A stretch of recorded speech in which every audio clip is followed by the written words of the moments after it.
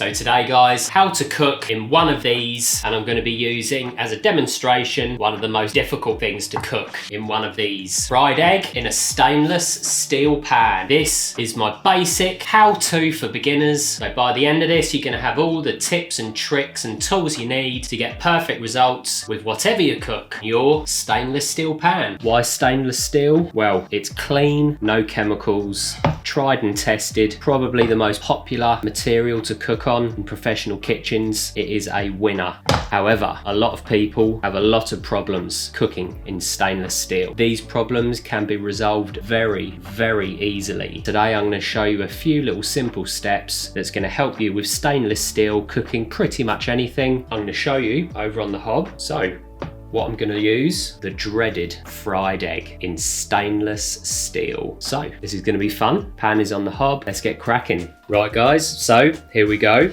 We're not using a big burner. First thing, 5-ply.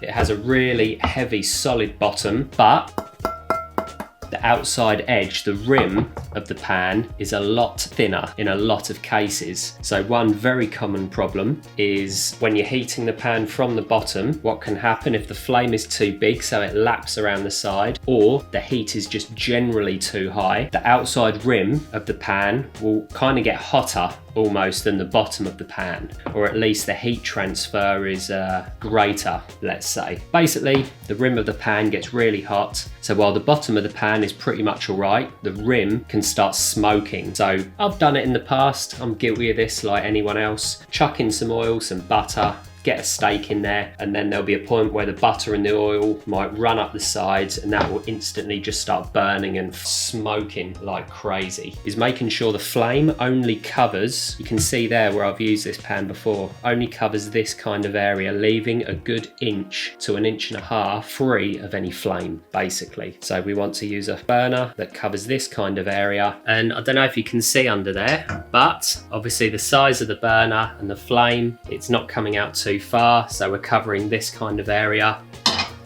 Like I mentioned, avoiding the rim overheating. So the first step, keep your eye on that heat.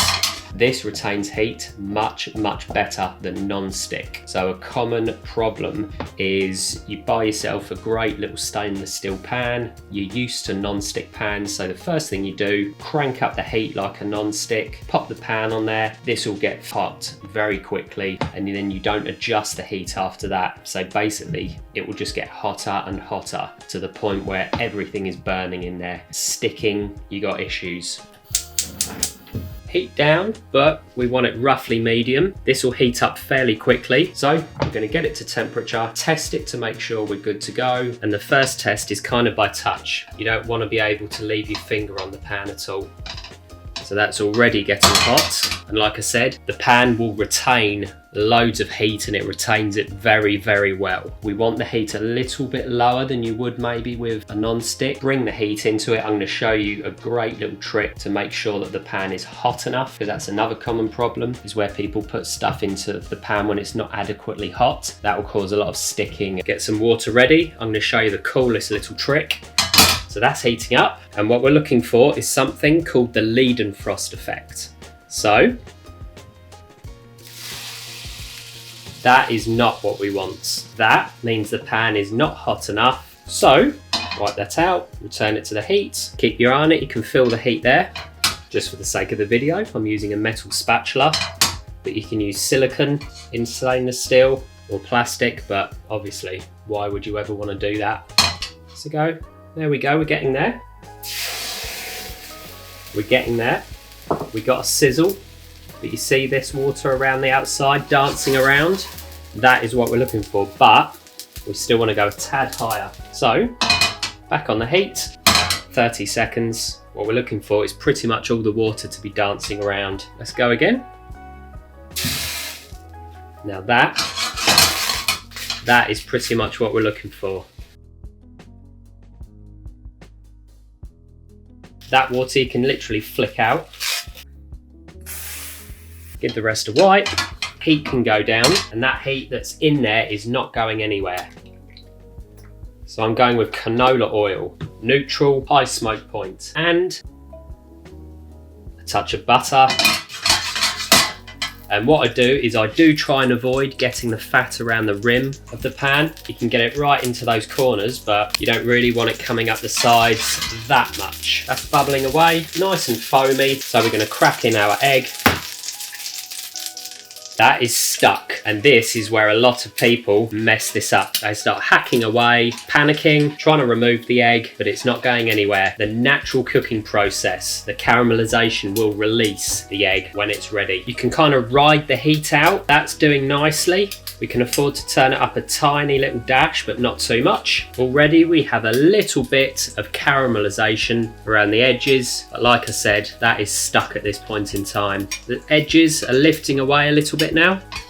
Don't hack away at this, don't worry, it will release itself. And then this pan will almost appear to be kind of non-stick. I mean, it's there now, it's just that the sugars are in the process of caramelizing. The other thing with stainless steel, the pan should last you for life if you take care of it. And so you buy it once, you've got it forever. So great bit of kit. So tease around the egg if you wish, you can just leave it. Still not moving by itself. Butter is nice and foamy, the fat is sizzling and cooking away. This will release itself soon. Keep your eye on the heat. You can move it up, you can move it down, you can take it off the hob, you can pop it back on. We've got no real smoke or anything, so that's perfect. The white is pretty much lifting away, where that's now caramelizing. There we go, that's pretty much good to go. Any minute now, you'll see that start skating around on the bottom of the pan, almost like it was non-stick. There we go, pop. Look at that. That is essentially a non-stick pan. Nothing stuck on there, nothing burning, no mess. Perfect. At this point, now it's been released, you can cook this sunny side up. You can turn it. If it's a cut of meat or fish or anything else, once it moves and releases, you can then turn it back and forth, do whatever you want. So now we're pretty much there. You can actually turn that off. Like I said, the heat retention in these pans is amazing. So the heat that's in there is going to be there for a while. So that egg is absolutely perfect. From there, onto a plate, and that egg is absolutely stunning. Perfect caramelization and crispness. Butter started to go a slight sort of nut brown, so that's going to add some incredible flavour. Perfect wobbly, runny, delicious yolk. Fully cooked white. That perfect. And importantly, look at that pan. That bad boy is clean as a whistle. That is going to be a joy to clean. All we're going to need is a little bit of soapy water and 20 seconds, and that is going to be perfect, good to go each and every time. Job done. So guys, give stainless steel a chance. Try some of these tricks out. Eggs are nice and cheap, so you can use these to practice. Stainless steel, the only way.